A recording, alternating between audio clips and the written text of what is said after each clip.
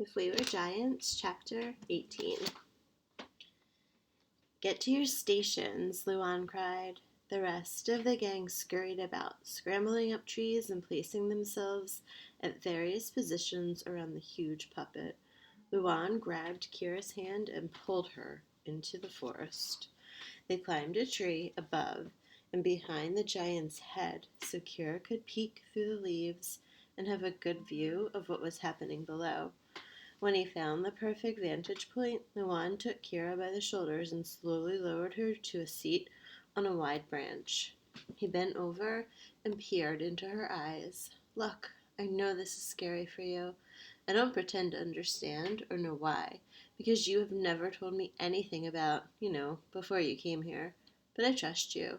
I believe you have a good reason to be afraid of these hunters. Okay? Kira nodded, grateful he wasn't pressing her for more information. So please trust me. We've been practicing all week while you've been resting. So even though I know these men spook you, will you be able to stay while they approach? Watch what happens? She looked past him, saw that the takers were already halfway across the river, the whole crew pulling hand over hand to ferry the raft along the sluggish but steady current. Digging her fingernails into the branch she was sitting on, she took a deep breath. I will. He leaned in and gave her a big hug. I'm proud of you. Proud of her for what? Not fainting? She clenched her teeth in frustration at her helplessness, but managed to say, Good luck, Luan, and please be safe. I'll be worried about you. He waggled his eyebrows at her. Those hunters are the ones who have to worry. Luan turned and hopped down a few branches until he was directly behind the mouth of the giant puppet. He looked around at everyone else already at their stations. Exchanging nods and silent signals of encouragement, they were ready. Within a few minutes, the half-dozen takers sauntered along the path and into the little clearing before the tree, dressed in that clothing designed to protect them from anything, beast or man or natural disaster, they might ever encounter. It took an act of fierce willpower for Kira to remain in her seat, silently watching. The urge to run away was overwhelming. Luan took a horn hanging from his belt and held it up to his lips. At the same time, his foot found a lever connected to the lower jaw of the puppet. As he pumped his leg on the lever, the puppet's enormous mouth clattered open and closed. Roar! Magnified and distorted by the horn, Lon's voice was gruff and powerful, the roar of a demon. The taker's reaction would have been comical if Kira hadn't been so terrified. All of their heads snapped up as one, and they stumbled backward, reaching out and holding on to one another for support so they didn't topple over. That worked for almost all of them.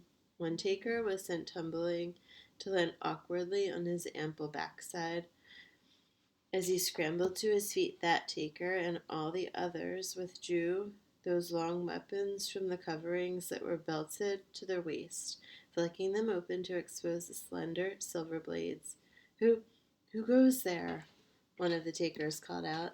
Kira noticed these interlopers had gotten better at learning the language of this land over the last 4 years, but that didn't help the delivery. Perhaps it was wishful thinking on Kira's part, but for someone who was supposed to be the leader of this group, his voice certainly sounded shaky. I protect the forest, Luan boomed. He turned and gave a signal to Mozan, who pulled on the series of ropes. This caused the puppet to lift one gigantic arm, slowly curl its branch fingers into a fist, and shake it back and forth at the takers. The hunters glanced at one another uneasily, dismay and perhaps the beginning of fear showing on their long gray faces. A few of them motioned to one who had spoken up. They pushed him forward. He took a few halting steps into the clearing, raising his right arm, and pointed his sharp weapon up at the puppet.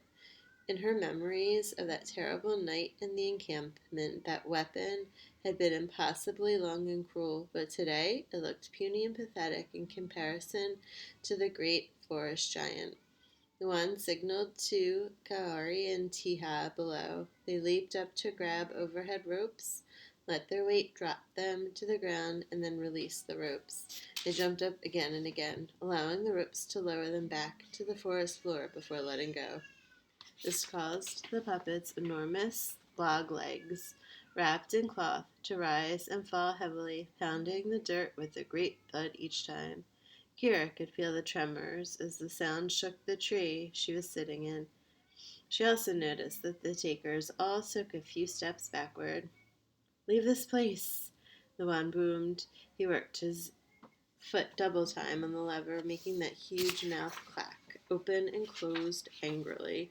Down on the ground, the leader motioned to one of the other hunters, who reached up and grabbed something slung over his shoulder. It looked like a bow, but it was held horizontally instead of vertically. The man fitted it with an arrow and then worked some sort of a handle in a circular motion. The man then leveled the weapon on his shoulder and took aim, and the arrow came whizzing straight at them. In reflex, Kira put her hands over her head and ducked, but the arrow merely stuck into the wood of the huge puppet's face. Juan signaled to Tiha and Kahari below, who scrambled up the tree trunk.